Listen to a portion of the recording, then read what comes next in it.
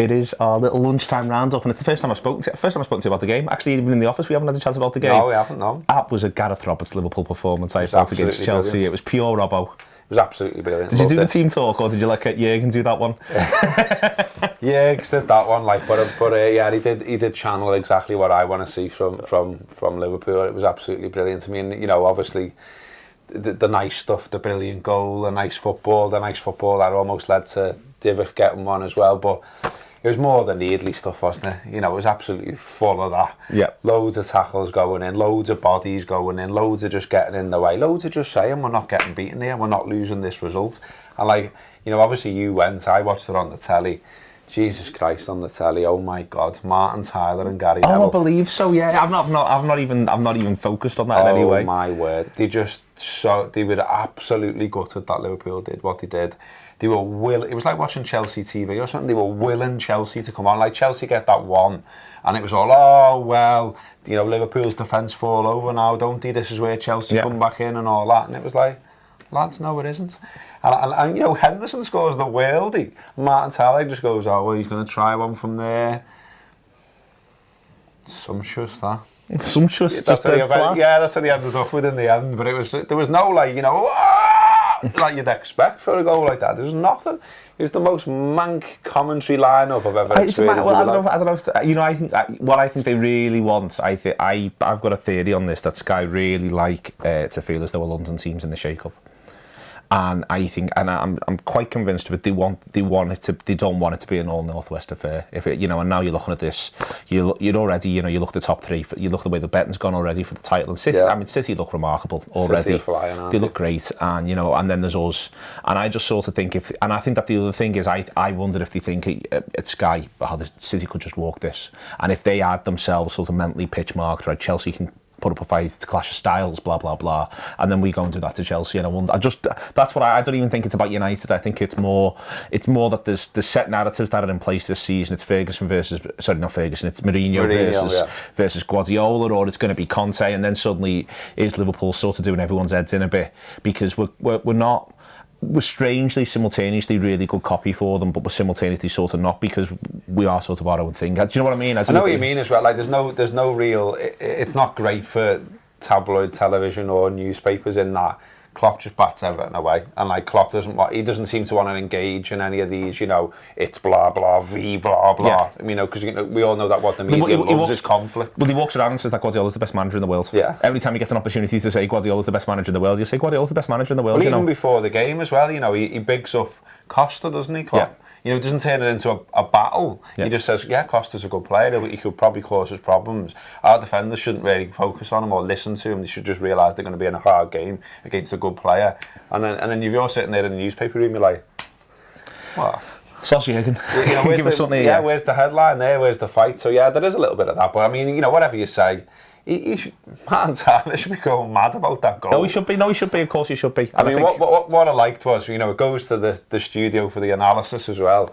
And like, I wonder if Carragher's almost aware of it as well, because like he was doing the analysis on the screens and all that, and he goes, and he just routinely referred to Coutinho as, and you know, and you see what the little magician does there, and I was like, wouldn't surprise you. Go on, wouldn't surprise you. I felt like that was a little bit of Carragher needle, because he's not, you know, he's not shy of a bit of needle. No, he's not. As he showed, I'm sure you won't mind us saying. Let's say when we did the book launch with him the other week, there was a Q&A at the end, and I was desperate to get this one in, so I said to him, Jamie, you know, when did the beef start with El Hadji Diouf, and how's it going to end?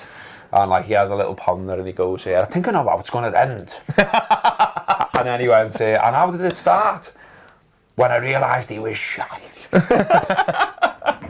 Which was brilliant. That's all you want from the answer, isn't it? You know what I mean? He was great. Yeah. So what was it like being there? That was fantastic. Good end. The end was brilliant. Yeah, it was brilliant. And it was one of them. Often I think the 2 tiers doesn't help. but it really helped you because, you know, the lower tier was starting a bit more of the songs. We were in the upper, I was front row with the upper, but you got the impression everyone was just feeding off each other. You'd look down and there'd be lads looking back up at you like this. Like Gibbo? And you'd be going, come on! There's a picture of Gibbo out doing the rounds, have you seen it? Yeah, I've seen that one. And he's giving it all this, and then Craig Hannon's there. I love the Hannon picture, it's glorious. It's brilliant, isn't it? But I think in general, it was just a cracking end, and everyone was, it was one of them really where, and it's interesting, I didn't see it because obviously I didn't watch it on the telly, but someone said on the main show that Henderson's like deathly focused coming out of that tunnel. And the manager's response at the end. But it was one of those ends where, you know, Arsenal was great and Arsenal, it felt like a bit of a statement of intent and all that sort of stuff. But it really did feel as though one of those games where you sort of get to half time and everyone's looking at each other a bit like, we're serious here, we're a serious proposition. And I put that in my piece that I wrote about us being serious. Because it's that shift from sort of going, you know, Liverpool look like they could be this could be a cracking roller coaster ride this season, to suddenly go and this is serious business. But it doesn't feel like, I mean, I think the difference for me was, you know, in the past you've seen us get big results at big grounds against big teams and all that. We've always sort of had that in our locker, but it's felt like we've turned that on.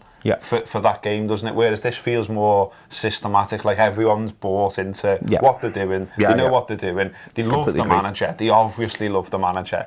And the manager's giving the hugs out to everyone else. Was it 10 this time, I think? You know, and they're all bought into it, and that's absolutely massive. I mean, you know, one of the things that I think's quite funny is like the mini. It's only minute misery arse backlash to Klopp. You know, like the why does everyone, you know, hang on every word he says and all this sort of thing.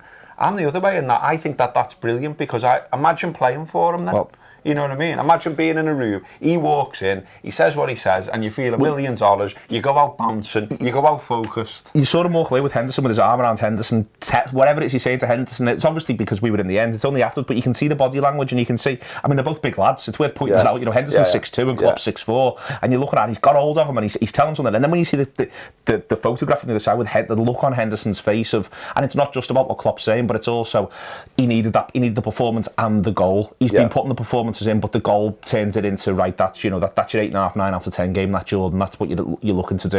And I felt that was really important for them, but also in general, they're all putting that performance in, and now, you know, we've got Hull at the weekend, we're where we are, we've got the points that we've got, there's 33 games left, and it might seem mad that I'm saying that, but I'm saying that to say this, we've got 18 home games. We've got 18 home games in 33. That's a really difficult start. Yeah, 18 home games in 33. So, I mean, this season now is this straightforward. You know, out of those 18 home games, if we can find a way to win 16 of them, if we can find a way to, you know, to put 48 more points on the board on top of the 10 that we've already got, that puts us on, you know, that's 58 points. And the rest of it then all becomes, you know, what you do in those other 3 home games that you don't win, and also the aways. And that's, you know, if you've got 58 points, and if you want to say top 4, that's 4 more away wins to break 70. If you want to go beyond that, that's to get to 79. That's 7 more away wins. That's it, and that's quite, you know, that it doesn't take much, but you've got to therefore win the home games, and that's why Hull's huge. It's huge because it will undo all the good work. I think if we beat Hull, I'm not going to say there's no bad result at Swansea. You never want to get beat. But Swansea, it doesn't quite become a free one, but it's not far away from being a free one. If we get a point, we've took 10 from 12. If we win, it's 12 from 12. And if we get beat, it's 9 from 12. But we're able to say, all right, we regroup and we go again with the next batch of games. The whole thing as well just still seems where there's that little doubt in your mind for me as well, doesn't it? Yeah. It's like, you know, you've seen us do this, you've seen us do that. But you know what Hull are going to do and what they're going to be like and how they're going to try and set up and what they're going to try and do with the game. And we've seen that over and over and over again at Anfield under different managers. So it's how does this version of Liverpool under this manager deal with that? It's massive Firmino's back. Yeah, I think. Yeah, absolutely. I thought we missed him. There was a phase during the game, despite ignoring what Neville and the other fella are saying, but there was a phase where I was thinking, we're just not holding it well enough up there. You know what I mean? And we just haven't quite. We're lacking that little. He leads that charge all the time to win it back, doesn't he? And like, I mean, I was one of those ones on Firmino. I don't mind holding my hands up and saying, I was watching him at times early on in his Liverpool career where I'm going, I just don't know what he's really doing. Now I really do know what he does. You know what I mean? Now I'm 100% certain I know what he does in a game, and I felt Liverpool missed it at times. All right, later on the manager's doing a press conference. It won't be that long after this comes out. It might actually be around the same time. What we'll do is we'll do a Facebook Live. Whoever's in the office will grab them and we'll do teams for Derby off the back of what the manager says, because it might be, there's no point sitting here right now and picking a team for Derby if he's going to say, well, I'm not going to play Henderson, I'm not going to play Lallana, but I think he will play Henderson, but that's a separate conversation. We've been linked with a lad plays for Sassuolo in Italy, who scored 5 and 6. A French lad called Defrel. Which I think is interesting. I think there's something that there's now, and again, it's down to the form that we're in. We were linked back pretty solid to Hood link, I thought, over the weekend, about January. And on that, Robbo, just wanted to sort of point this out. I mentioned it very briefly on the Monday show, but you go back to the Monday show that was Sunday. You go back to you look at your classic Liverpool sides, and one of the things I take when I do those history shows is they don't have to buy a lot of players for the following season. You know, like Lawrenson comes in March, Craig Johnston comes in February, and yet Aldo they get games. Comes in and doesn't get a game. Aldo comes in and doesn't really get going till April. They all get games, but what I was thinking was it could actually the Hood situation. You know, certainly with what you're seeing Henderson doing at the moment, Chan to come back in. We haven't had a look at Grujic yet. We've got the lads who are doing what they're doing for us in midfield. What actually occurred to me was, if we're looking good, if we're looking really good, come January, the idea of adding Dahoud, not in terms of what he'll bring us on the pitch, but in terms of letting him have he has a free 6 months. Yeah. 6 months where he'll get some time on the pitch, some sub appearances, the odd start, maybe the FA Cup. But he then gets... Sort out where you're living, find out how it all works. 20 years old, 21 years old, you know. What I was beginning to think was, rather than he come... And if we're playing well, he doesn't come in as, is this lad to come and sort the midfield out. He comes in as, and there's him now as well. Yeah. And I just think that you know, if we could do that in January, I don't know, I think it could be, you know, if we're looking at lads who are 20, 21, 22, hopefully this is the big move that kicks on their career. But the idea of finding ways to get them a free 6 months doesn't half sound attractive to me. No, I think that's great. And it's the same with Grujic, to be honest. I like the fact that he hasn't really been in the team, but he's there and he's on the bench and he's doing the great face when Henderson lashes that in. So, oh my God, is that what I have to do to get in the team? But you know, that's great, because what you don't want, you just said it there, what you don't want is them being thrown in at a bad time and going, you've got to perform now. Yeah. You've got to sort everything out. I mean, I'm trying to write something about Henderson now. My point is going to be, it seems that so often people talk about what he can't do, whereas maybe the conversation should be flipped on its head to what he can do. Yeah. And I think he's shown an awful lot of character in his Liverpool career to come through all various... I'm going to try and go back and look at these different stages of the Henderson career, because he was thrown out on the wing. Yeah. You know, there's the idea where he goes to Fulham. Yeah. And he just keeps on coming back, and now all of a sudden he's a defensive midfielder. You know what I mean? And all that seems to get a little bit lost in some of the criticism for me.